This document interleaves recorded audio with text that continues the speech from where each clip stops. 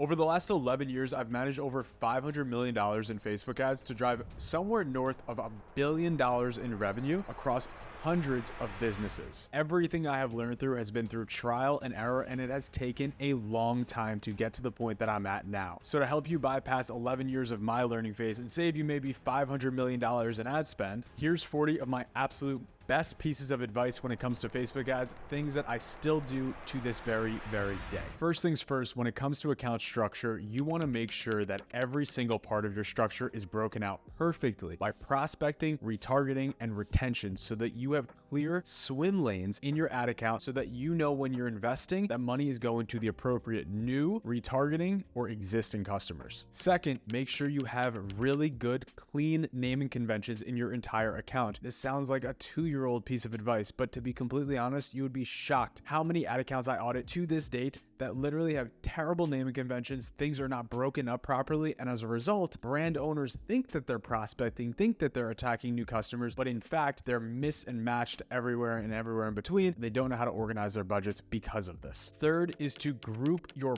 products if you have multiple batches of products by margins. Margins are so critically important. We are ultimately going to be driving for profit when we're learning to scale in Facebook or scale in any e-commerce venture, period. And the way that you could actually drive way more profit in your business is by, of course, driving more ad spend to products that are more profitable. Think about it this way. If you only drive ad spend to the product that has the slimmest margin, but you know you can sell a lot of, you are going to need to sell so many more of that product, even if the price continues to go up on that product because your margin is so slim. That's just the profit at the end of the day. You want to make sure you're always maximizing for opportune profit. Have clear exclusions. Exclusions are one of the most important things you could do to set up your campaigns and your ultimate account structure properly. Without clear exclusions, you have a complete mess in your ad account. You don't know when you're spending more money if it's actually going to new customers, engaged customers, or existing customers. The next big lesson is that when it comes to those retargeting and retention campaigns, so we're talking about anyone who's been to your site, anyone who's added to cart, and even anyone who's purchased from you, make sure you're managing those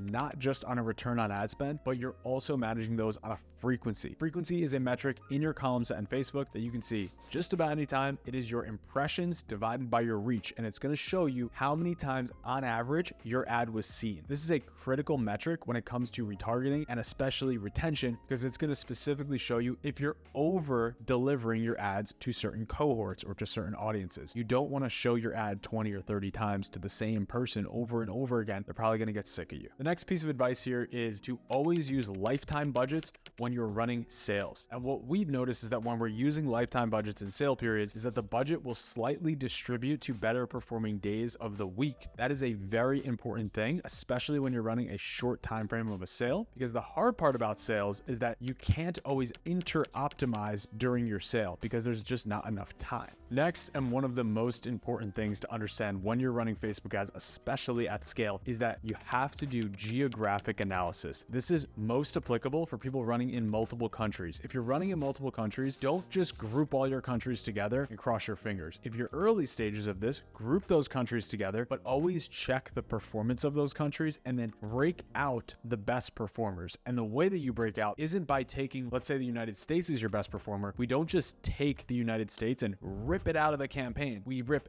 everything else out that's underperforming, and then we separate those two. Each could work in their own silo. United States can get scaled, and then the other countries can continue to try to run, and they're only getting budget if they're beating the United States. Next, and one of my favorite lessons of Facebook ads is to have a scaling mechanism. There are so many accounts that we audit every single day that come to us and they don't have any way to take their best performing creatives and push them into a scaling campaign. You need to have, in some way, shape, or form, a scaling mechanism within your account. And the way that we do this is we have our prospecting CBO campaign that serves as both a testing and a core of our account. And we take the best performing creatives from the prospecting CBO and we graduate them to the top of the account in an Advantage Plus shopping campaign. It is a single ad set campaign that eats a ton of budget and is only consumed with the top performing creatives. The next piece of advice that I wish I can give every single person is to stop injecting new ads into existing ad sets. In all cases, unless unless you are literally just starting out and this is your first 2, 3, 4, 5 ads that you're running, you don't want to interfere with the ad set learnings. Because if you think about Facebook, you learn at the ad level, ad set level, campaign level, and account level. So if you interfere with the furthest down the funnel learning stage, which is the ad set,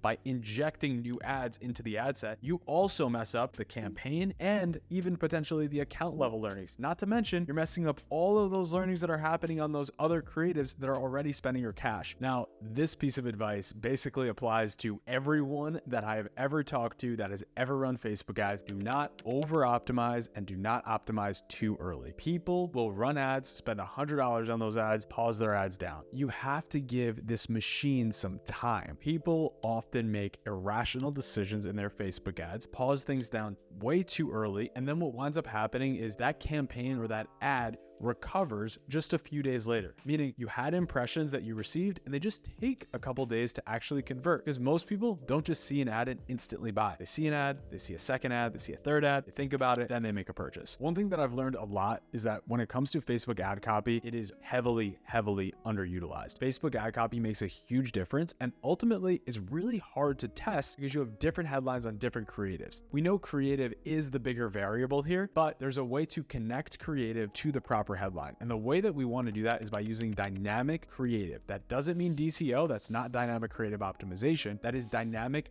headlines, dynamic primary text. There's an option in Facebook for you now to add 5 primary text, 5 headlines, and even multiple descriptions, and allow Facebook to shift those around accordingly. Just having multiple headlines using all 5 primary text can go a long way because it could match the right primary text to a specific consumer, and in our tests, this has helped drive more performance. This piece of advice has completely shifted in Facebook ads over the last couple of years, and I have a firm thought on it really over the last year to year and a half, and I think this is going to continue to evolve. You always want broad and interest targeting in an ad account. Ad accounts that are 100% broad are great for scaling, but have a really hard time driving efficient return on ad spends. Advertisers that only use interest-based targeting have a really hard time actually scaling their spend. They do a really good job of driving efficient return on ad spend. So what we want is a clear combination. We want to make sure that we have interest-based targeting, single interest-based targeting, and we also have some broad audiences to kind of create that mesh. The broad's going to serve at the very tippy top of the funnel. The interest targeting is still at the top of the funnel, but it's just a stage below the broad targeting. That's why interest and broad targeting together work better. The next piece of advice, and it's perfectly aligned to the previous piece, is that you always want to use single interest ad sets. I see over and over again, people stack all of their interests. For some reason, people think it's a really good idea to just take all the footwear brands and put them all into one interest. My question back to you is, how are you ever going to know which of those interests is actually driving the performance for you? The answer is you're never going to find out. The only single exception to this is when it comes to retargeting, because there are some cases in retargeting where it is okay to group those together, especially if you have a smaller brand. When it comes to improving your audience, it has never been more key to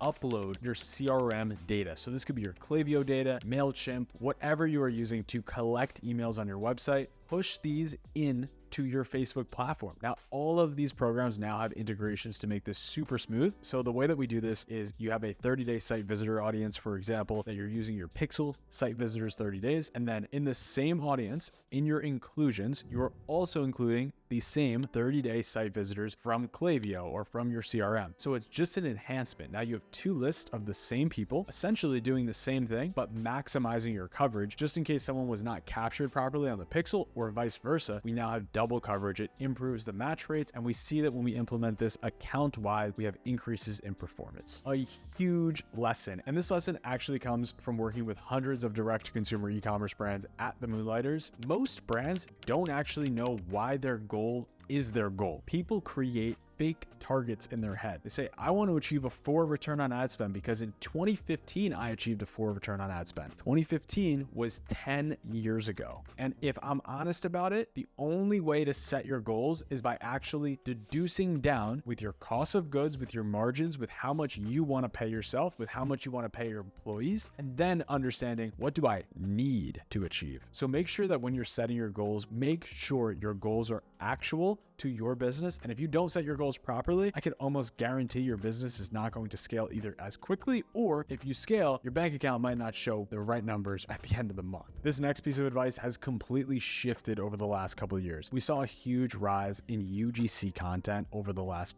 really 4 or 5 years. Only run the UGC content when it feels completely real and authentic. If you are overpaying UGC creators or just influencers in general that don't actually use or care about your product, people could feel it. There is a gut sensation when someone is selling you something versus when someone is sharing something. One of my favorite pieces of creative to deploy is the testimonial ad. This is the ultimate authentic version of the UGC ad. The testimonial ad is the result or the impact that your product has had on someone specifically, sitting them down in a chair or right behind the phone or right behind the camera and saying, this is what happened when I used this product, and being really, really clear on what those benefits are. The next thing that I wish I learned earlier when running Facebook ads is to be clear in your creatives. Do not try to fool your customers. Don't try to fool someone into thinking that something is real when it's not. Don't overpromise and underdeliver. Literally spit facts to people. Do not try to overhype your product. People see through it. To be quite honest, the most effective way to actually advertise your product is show it using real results, explain your benefits, explain why you're better than your competitors, or if you're not better than your competitors, then explain why you're more valuable. Maybe it's in price, maybe it's in shipping, maybe it's in speed.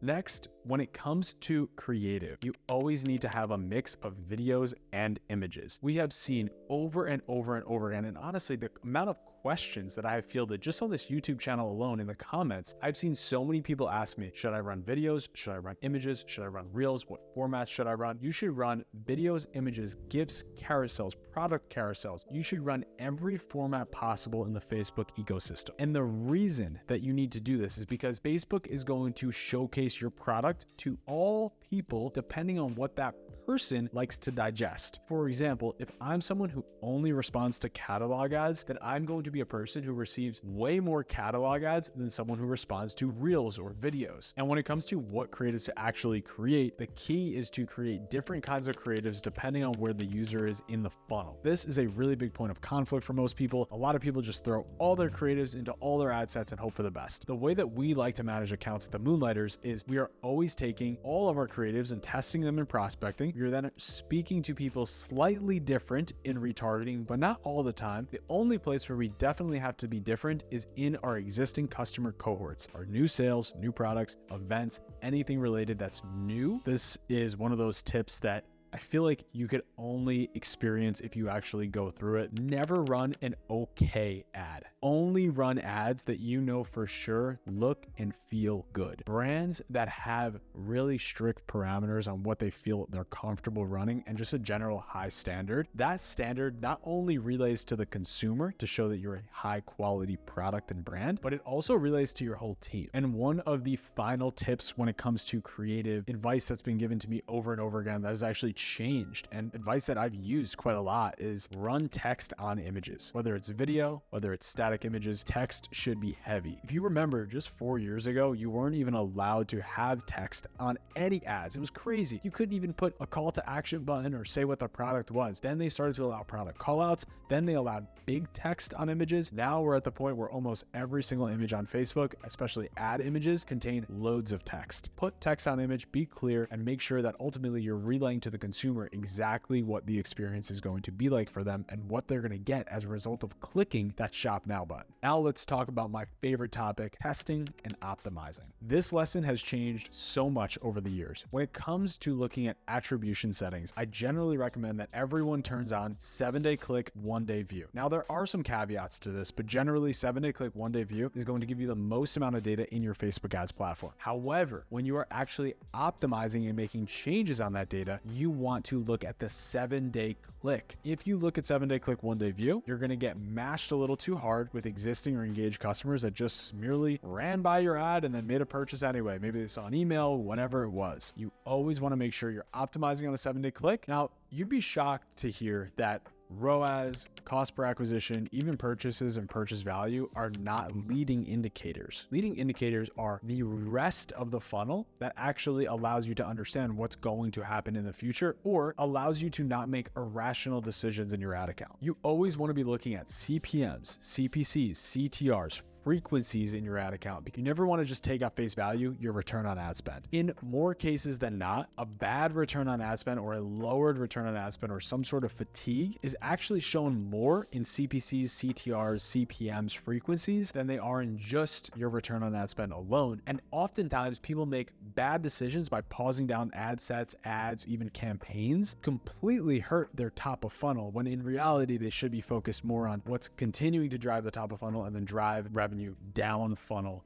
to the purchase. So one thing that's important to understand about Facebook ads is that it is not equal for every single day of the week. Most people spend the same amount of money every single day of the week. Monday, Tuesday, Wednesday, Thursday, Friday, Saturday, Sunday, $1,000 a day, every single day. Why would you do that if your consumers are more likely to purchase on different days of the week? What we always do on our side, and this is one of the best pieces of advice I can give, is look at when your consumers are most likely to purchase, understand your buying cycle, and then favor your spend to better performing days of the week. This alone can improve your return on ad spend in your total account upwards of 20-30% and give you massive scaling opportunities. The supportive ad in a Facebook account is an ad that spends a whole lot of money and drives slightly under your average return on ad spend. It's an ad that spends 10 or 20% of your total ad budget, but if your target is 2, it's at a 1.8. And the moment you shut that ad down, you'd be shocked that you only have a couple of better days of performance. So what we like to identify here is what is a supportive ad versus what is a revenue driving ad. A supportive ad supports the rest of the account. A supportive ad is usually an ad that spends a whole lot of money slightly under your KPI. It has very good CPCs, very good CTRs, low frequency. It's good at driving net new people to the very top of the funnel. And then ultimately the rest of the account is boosted up by this. So people might not purchase when they see this ad for the first time, but what they will do instead is see other ads down the funnel and eventually make a purchase. So the lesson when it comes to supportive ads is don't pause ads down too early. If you're running in a proper CBO environment, you will not be in situations where the wrong ads are getting too much spend. So you're allowed to have ads that are supporting the rest of the account, even if they're not driving the right return on ad spend. None of this means anything, and you're not going to be able to act on this at all if you don't have correct column sets. So in all cases, you need to make sure your column sets are set up properly in your Facebook ad account. Customize these, make sure that they have a funnel approach. And the way that we like to do this is including all of the core metrics first, and then all of the secondary metrics second. What that often looks like is spend, revenue, ROAS, CPA, and then anything else that's related to the business, like add to carts, initiate checkouts, clicks, link clicks, CPCs, CTRs, frequency. The list goes on and on and on, but making sure that you always have in sight your most important metrics that you're measuring. Even though Facebook metrics in the dashboard are good, one of the hardest things, and this is a lesson that I've learned just over years of doing this, is that you need to have external reporting. You don't necessarily need very advanced third-party reporting or reporting that is so over the top that you don't even look at it. What you do need is a very simple sheet. I prefer Google Sheets that automates your reporting so that you can see your top line metrics, not just for meta ads, but for all the advertising platforms that you're running, and that same exact data next to Shopify revenue. This way you can see your total ad spend for Facebook, total ad spend for Google, total revenue driven by Shopify, and you can blend your metrics. This gives you the health of your total business, not just your Facebook ads account. So you have a dashboard, you're measuring everything properly, but what should you actually march towards? When it comes to setting goals, whether it's return on ad spend, cost per acquisition in Facebook ads, people have conflicting goals. They want a net new CPA of X, they want a ROAS of Y, they want their CPCs to be under Z, etc. The list goes on and on. What I have always stood by, and this was taken from my days at BarkBox, is you have to have a king goal, a goal that is the most important goal above all other goals, so that if every secondary metric is wrong, if CPCs are $50, if click-through rates have went from 5% to 0%, if you're all of a sudden CPMs go from $20 to $100, but your return on ad spend, which would be your king in this example, is above its target, nothing else matters. You're doing a good job. This is a baseline for not only you managing your account, but for everyone else that might look or touch your account. It is so important to understand what that baseline is. Measurement is really, really key. And when it comes to that measurement, especially when we're talking about Facebook ads, Google Google Ads, Shopify, or just e-commerce in general, it is super important to measure blended. This is just a key that you have to follow. These are the golden nuggets that really take things to the next level. You need to make sure you're actually managing to the Shopify goals that are actually going to impact your bank account rather than the goals that are in Facebook ads, such as return on ad spend. One is going to impact the bottom line of the business.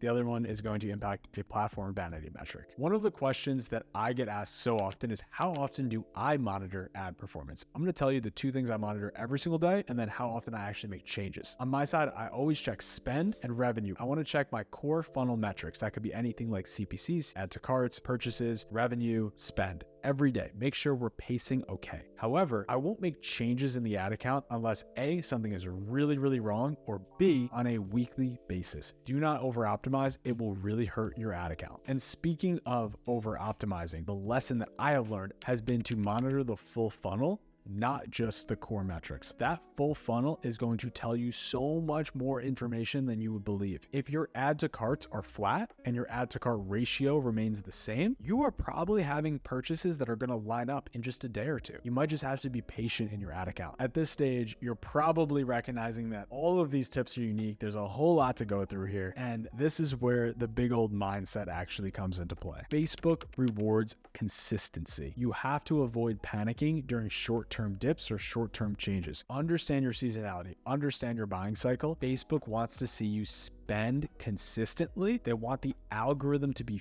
fed. That's going to allow it to double down on the insights that it's receiving. They don't want to see things being paused all the time. That's a negative for the algorithm. Speaking of that algorithm, the algorithm is smarter than you. Anyone at this stage that thinks that they could outsmart this algorithm, it's kind of humorous. At scale, managing dozens and dozens, if not hundreds of creatives across dozens of ad sets with multiple campaigns, there is physically no way that you could manage every single piece of that better than a super algorithm that is doing it for legitimately hundreds of millions of dollars every single day. A great piece of advice that I followed really consistently, especially over the last 4 or 5 years, is don't chase hacks. In most cases, sure, a little hack, a little thing here and there, does it help a little bit? Fine. But what does it actually do? When that hack stops working, you now put and trained your ad account and your pixel and your entire algorithm to only function in that way. So the next time someone says, duplicate this ad 27 different times and put it into all different ad sets and set all of those budgets to $2 a piece, think, is that driving a little alarm in the back of my head, or is my gut telling me, I don't think that's the best idea? Tough news that I've had to deliver over and over and over again, especially for brands that have tried to work with us, but ultimately brands that we've had to say, no, we can't actually service you, is that no ad can save a bad product. If I don't believe your product is good, we will not work with you here at the Moonlighters. But furthermore, if you think your product is doing the job, I don't know if it's that great, et cetera, it's time to get real with it and probably revise your product. This lesson has never been more important now because these algorithms have changed so much. Be patient. Do not make irrational decisions in your ad account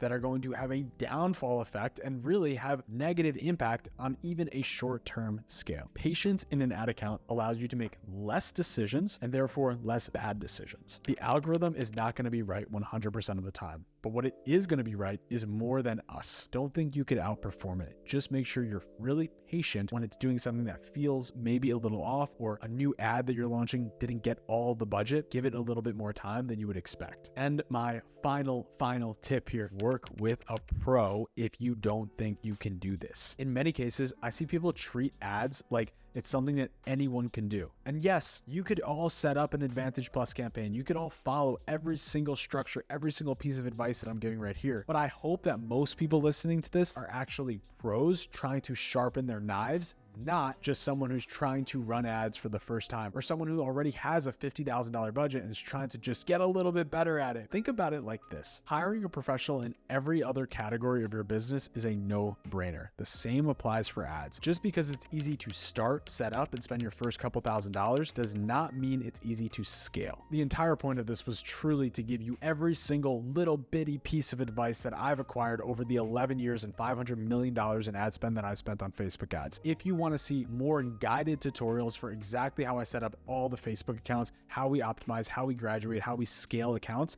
then click this video right here where I'm going to break down everything very clearly, step by step for you. By the way, if you have questions, comment down below. I try to reply to every single comment for subscribers, and I will see you all in the next one.